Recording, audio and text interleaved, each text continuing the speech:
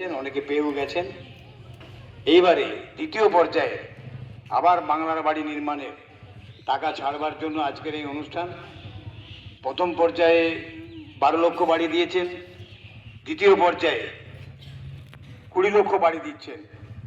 Total টাকার পরিমাণটা হচ্ছে 20 লক্ষ হাজার কোটি টাকা, তাই তো?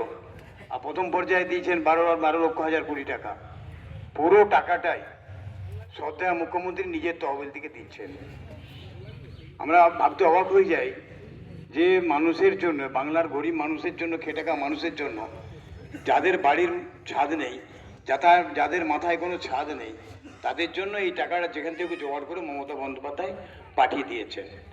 কিন্তু যাদের দেওয়ার কথা, যাদের এই টাকা দেওয়ার কথা, যার দেওয়ার কথা, সেই দিল্লির সরকার, কেন্দ্রীয় সরকার মমতা বন্দ্যোপাধ্যায়কে 1 পয়সাও দেননি এই বাড়ি নির্মাণের জন্য, 1 পয়সাও দেয়নি।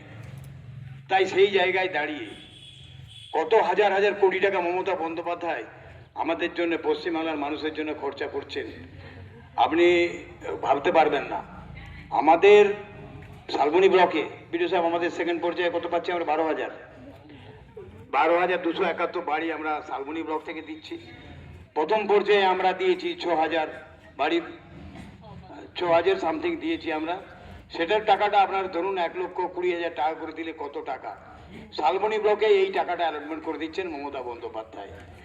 আমরা তবুও একটা জিনিস লক্ষ্য করে দেখছি যে আমাদের মধ্যে চেতনা, একটা অনুধাবন